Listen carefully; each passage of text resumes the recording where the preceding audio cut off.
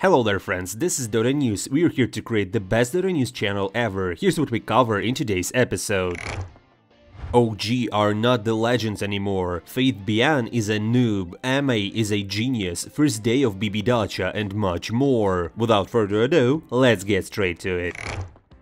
Well, we shall start our episode with quite a funny situation that happened on AdmiralBulldog on his stream. During one of his games, he encountered racists who were constantly typing curse words in the all chat. At the end of the game, the streamer and former pro player received a voice and chat mute. Before the game, his behavior score was around 12,000, but due to reports from the opposing team, his behavior score dropped to 6,000. Of course, this is unfair, and in my opinion, Valve needs to do something about this system, otherwise it could further be one of the biggest problems in the game.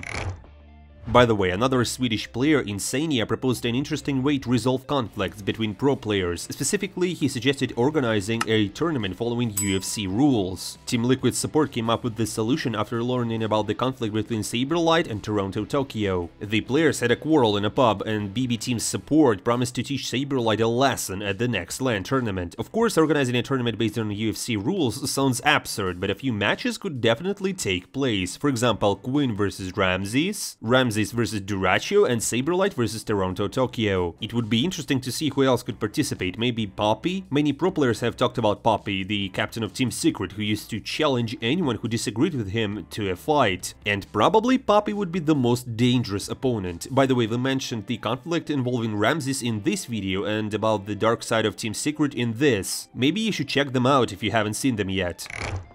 Tofu, also named the best player in his opinion, and who would have guessed, it turned out to be Ace, with whom he plays a lot, both in regular pubs and at the pro level. According to Tofu, he and Ace are very engaged in the game and often come up with new adventurous tactics. Personally, I remember a couple of patches ago when they decided to play with the Wisp plus Visage combo, after which they completely destroyed their opponent without giving them any chances.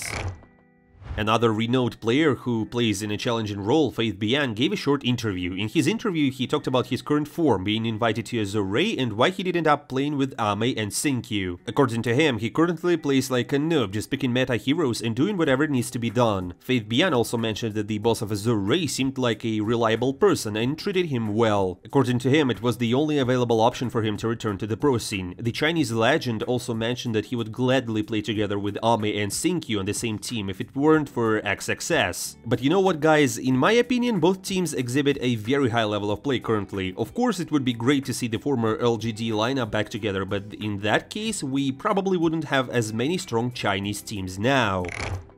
And the one team that definitely cannot be called noobs is Gaimin Gladiators. The team has played 500 games with a win rate of 62.45%, which ranks them within the top 3 among all teams. Only Team Secret and LGD have higher win rates. I'm not even sure if I have to remind you this, but Gladiators won 3 majors last year, took second place at TI, won the BB Dacha and 2 Dream Leagues, and much more. And judging by the current BB Dacha, they're in their shape again. But anyways, there are even those who are stronger than the Gladiators, a team that has won the International twice, a team that is in the favorite in every tournament, a team whose style of play cannot be replicated and is nearly impossible to break. And that team, of course, is Team Spirit. The team shared their unbelievable statistics. They haven't lost a series in 31 matches, and their last draw they had was in September of last year. Team Spirit is just in an incredible form, and we await their 3rd TI win. And apparently such win streaks and titles and success have gotten into their heads, because, for example, according to Yatoro, the OG current lineup is quite weak. He says that Yuragi plays poorly, he has a strange skill build and item choices, but Whisper is definitely playing at high level. According to Yatoro, Whisper sacrifices himself more than ATF and performs better than DM. And in general, it's hard to disagree with Yatoro. In my opinion, OG needs a new strong carry player, maybe someone from the CIS region, a new superstar. What do you think, guys, about this OG lineup? Write your thoughts in the comments below. Lastly, ATF revealed his worst teammate, and it turned out to be Nightfall. According to Amar, Nightfall plays very aggressively in pubs, which affects ATF's statistics. It's interesting to know if they had any conflicts, considering ATF's love for trash talk and being edgy, although it's strange that Nightfall doesn't perform as strongly on the pro scene. And speaking of Nightfall, he recently fell victim to Ame's monstrous reaction. In a match between BB Team and Xtreme Gaming, Nightfall decided to place Chronosphere on Ame, but Ame was quick enough to cast Mana Void on Nightfall to prevent him from setting the Chronosphere. As a result, there was no Chrono from BB Team's carry, and he was immediately caught by Xtreme Gaming players. Just look at this. And see what happened to Mr. Nightfall. So he was low from the poke and the Roche or blah blah blah. Oh, come here, my friend. What the hell is that? What the fuck? He clicked Madness.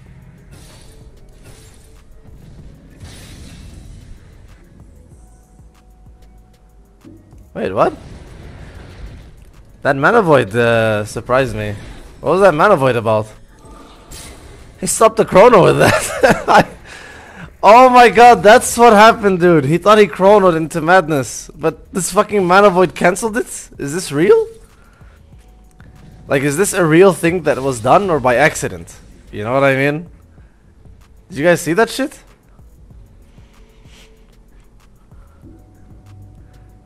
I don't know. That's like way too sussy to be real.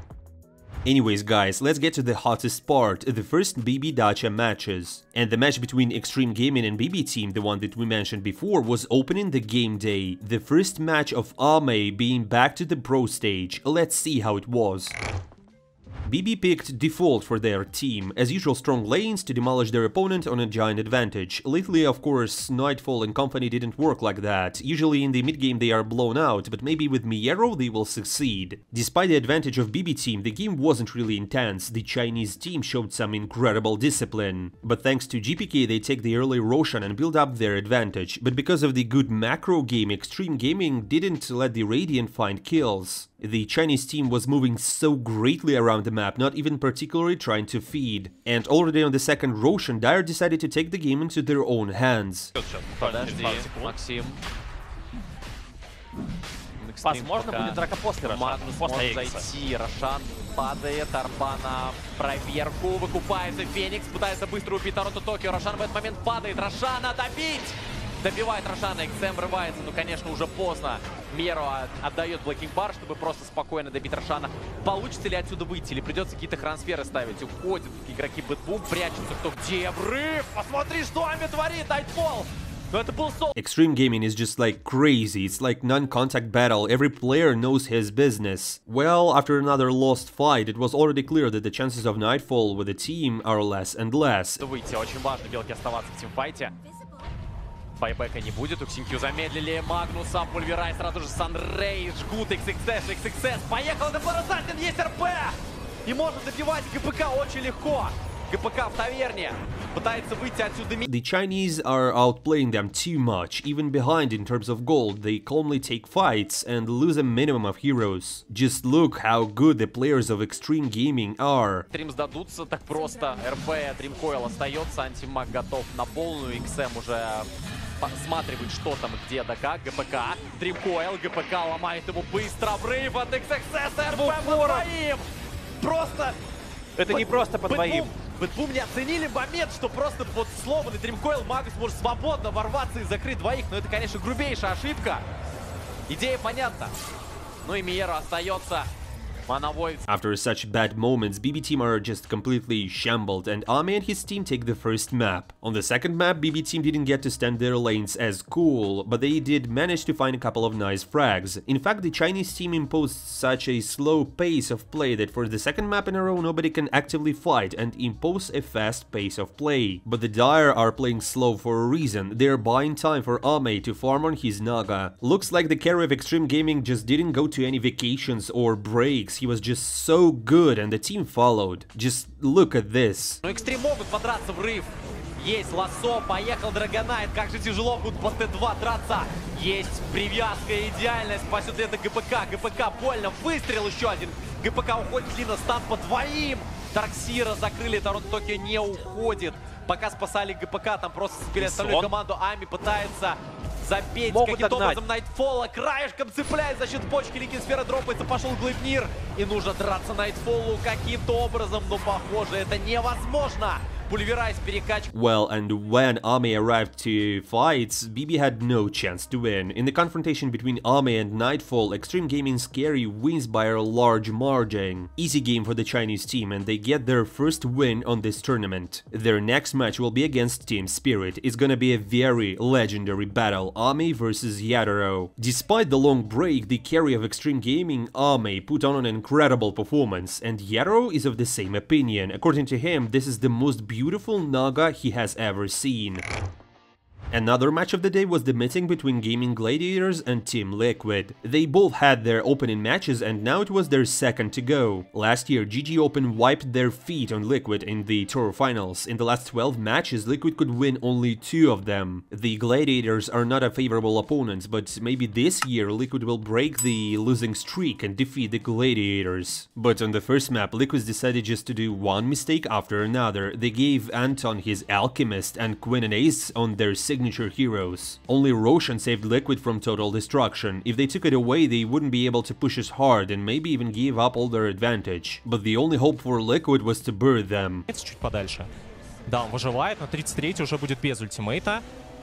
Панга хочет закатиться, не дают ему сделать этого. У Эйса имеется еще Орчит, кстати говоря. Сдиспелить абсолютно нечем. Находят они цель повкуснее. Этой целью был Инсения. Попытался своровать Панга Аегис. Не получается. Мики погибает. У Ниши огромные трудности. Ролл включить успел. И надо укатываться, наверное, отсюда куда подальше.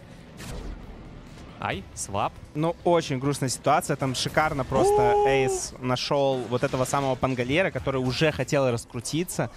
They fought badly, gave Aegis, did all the things they should never have done. Anton just had no trouble taking down their base and going to play the second map, where the Gladiators run over Liquid again in the mid-game. Seems like Liquid just didn't learn from their mistakes after so many defeats. I think it's not impossible to understand how to play against Gladiators, but as always, Liquid have nothing to answer to such an onslaught, and they just don't have the damage to fight with their Kryptonite. Already at the 18th minute, the advantage of GG was around 10k gold, and it was like another defeat for Liquid, almost done. Just look at how Quinn flies around the enemy base with impunity and makes frags. То тут и ГТС не является какой-то очень значимой кнопкой, и ролл тоже. Вот Квин, пожалуйста, без ультимейта прыгает вперед.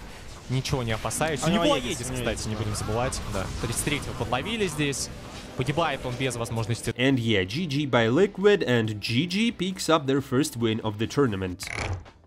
And how could we pass a Spirit match? On the first map, Team Spirit just took out the enemy. Every sideline had some action. On bot, Collapse and Mira have a very good match against Sven, but Yatoro haven't got a good start. After so many games where for 20 minutes we can see even 10 frags, it's extremely pleasant to see such energetic matches, so thanks a lot, Dragons. Even though the exchanges in these fights look equal, by the 30th minute the advantage was 17k net worth and the role was free for the Dragons. No offense, Nouns, but with this draft you can't outplay Team Spirit. Radiant's attempts to separate the high ground were as ridiculous as possible, including Pango riding behind Spirit's backs and not caring about him as much as possible. Last fight for Nouns also went horribly. First they all get caught by Laurel in one coil, and after that they just buy back into Yatoro. The first map, easy, goes to Spirit. The second map started with Mira being surrounded by 5 enemy players, and they were chasing him for about 10 seconds trying to give Tiny a First Blood. Looks like First Blood did the trick and the Nouns were able to kill Yatoro, except they didn't take into account that it's not just Carry who plays in Spirit, but every other player in the lineup is extremely dangerous and can contribute a ton of damage out of nowhere. And in one moment the Dragon started to take absolutely all fights. Like the last game, the Radiant had no damage at all on heroes without Metamorphosis. And the Dire in turn did whatever they wanted because of the small cooldowns. There were times when they were punished for their insolence, but a couple of deaths of Spirit heroes doesn't compare to the losses of Nouns. In a key fight for Roshan, Yatoro puts up another beautiful Chronosphere and buries the chances of victory for the Radiant. But a couple of minutes later, the carry of Team Spirit decides to give himself up nobly under the fountain. But even with that and the feed, the goal was too big for Nouns, and Spirit only had to wait for another Aegis and demolish the opponents, which they basically did. And as always, we will show you the best game moments of the day to make sure you don't miss them. We will start with an unreal fight between Virtus Pro and Aurora. Just look at the amount of buybacks.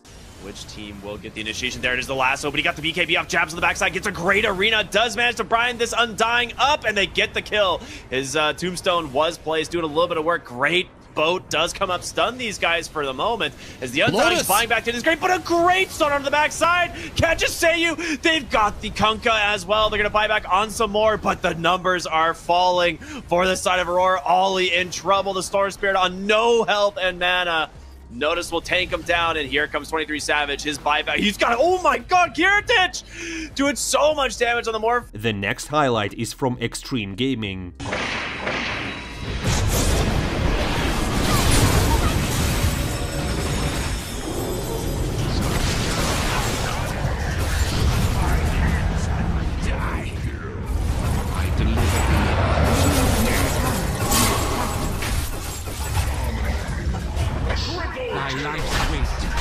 And the last piece of art is from GG. Does have his BKB if I'm not mistaken, so he's ready to fight as well.